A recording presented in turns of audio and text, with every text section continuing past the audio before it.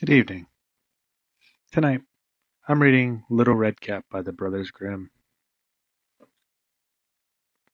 Once upon a time, there was a dear little girl who was loved by everyone who looked at her,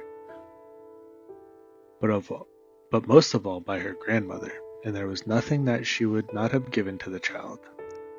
Once she gave her a little cap of red velvet, which suited her so well that she would never wear anything else, so she was always called Little Red Cap. One day her mother said to her, "Come, Little Red Cap. Here is a piece of cake and a bottle of wine. Take them to your grandmother. She is ill and weak, and they will do her good. Set out before it gets too hot, and when you are going, walk nicely and quietly and do not run off the path, or you may fall and break the bottle, and then your grandmother will get nothing. And when you go into her room, don't forget to say, 'Good morning,' and don't peep into every corner before you do it." "I will take great care," said Little Red Cap to her mother, and gave her hand on it. Their grandmother lived out in the wood, half a league from the village, and just as Little Red Cap entered the wood, a wolf met her. Red Cap did not know what a wicked creature he was, and was not at all afraid of him. "Good day, Little Red Cap," he said. "Thank you kindly, Wolf." "Whither away so early, Little Red Cap?" "To my grandmother's." "What have you got in your apron?" "Cake and wine. Yesterday was baking day, so poor sick grandmother is to have something good to make her stronger." "Where does your grandmother live, Little Red Cap?" "A good quarter of a league farther on in the wood. Her house stands under large oak trees. The nut trees are just below. You surely must know it," replied Little Red Cap. The wolf thought to himself, "What a tender young creature, what a nice plump mouthful. She will be better to eat than the old woman. I must act craftily so as to catch both." So he walked for a short time by the side of Little Red Cap. Then he said, "See, Little Red Cap, how pretty the flowers are about here. Why do you not look around? I believe, too, that you do not hear how sweetly the little birds are singing. You walk gravely along as if you are going to school, while everything else out here in the wood is merry."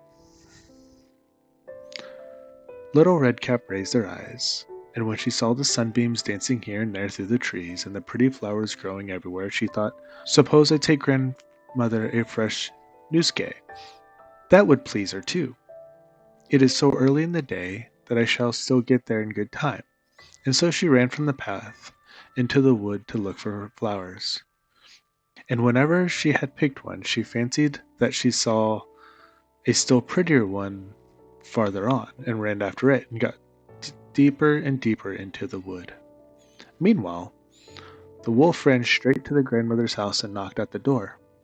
"Who is there?" "Little Red Cap," replied the wolf. "She is bringing cake and wine. Open the door." "Lift the hatch," called out grandmother. "I am too weak and cannot get up." The wolf lifted the hatch and the door flew open, and without saying a word he went straight to the grandmother's bed and devoured her. Then he put on her clothes and dressed himself in her cap and laid himself in bed and drew the curtains. Little Red Cap, however, had been running about picking flowers, and when she had gathered so many that she could carry no more, she remembered her grandmother and set out on her way. She was surprised to find the cottage door standing open, and when she went into the room, she had such a strange feeling that she said to herself, "Oh dear, how uneasy I feel today. And at other times I like being with grandmother so much." She called out, "Good morning," but received no answer. So she went to the bed and drew back the curtains. There lay her grandmother with her cap pulled far over her face, looking very strange. "Oh, grandmother," she said, "what big ears you have." "The better to hear you with, my child," was the reply. "But grandmother, what big eyes you have," she said. "The better to see you with, my dear." "But grandmother, what big large hands you have." "The better to hug you with." "Oh, but grandmother, what a terrible big mouth you have." "The better to eat you with." And scarcely had the wolf said this, than with one bound he was out of the bed and swallowed up Redcap. When the wolf had appeased his appetite, he lay down again in bed and fell asleep and began to snore very loud. The huntsman was just passing the house and thought to himself, How the old woman is snoring. I must see if she wants anything. So he went into the room, and when he came to the bed, he saw the wolf was lying in it. Do I find thee here, thou old sinner? Said he. I have long sought thee. Then, just as he was going to fire at him, it occurred to him that the wolf might have devoured the grandmother, and that she might still be saved. So he did not fire, but took a pair of scissors and began to cut open the stomach of the sleeping wolf. When he made 2 snips, he saw the little red cap shining, and then he made 2 more snips. And the little girl sprang out, crying, Ah, how frightened I have been! How dark it was inside the wolf! And after that the aged grandmother came out alive also, but scarcely able to breathe. Redcap, however, quickly fetched great stones, with which they filled the wolf's body, and when he awoke he wanted to run away, but the stones were so heavy that he fell down at once and fell dead. All 3 were delighted. The huntsman drew off the wolf's skin and went home with it. The grandmother ate the cake and drank the wine which Redcap had brought and revived.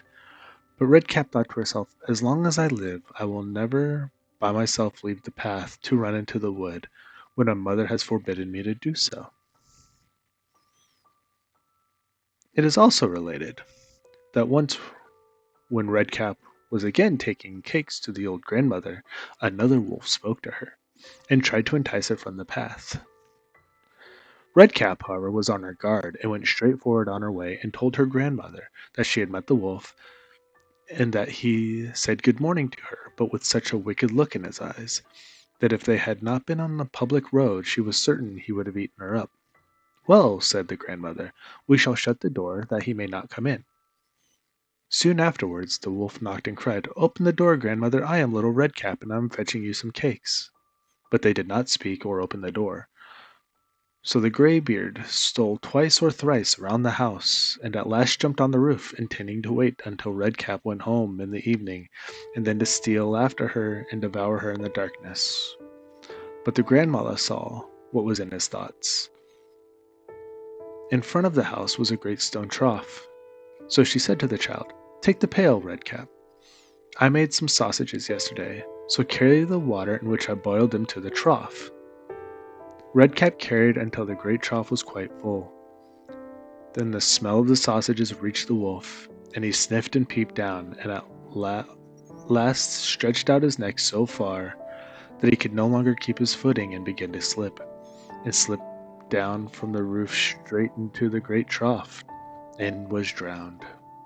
But Redcap went joyously home and never did anything to harm anyone.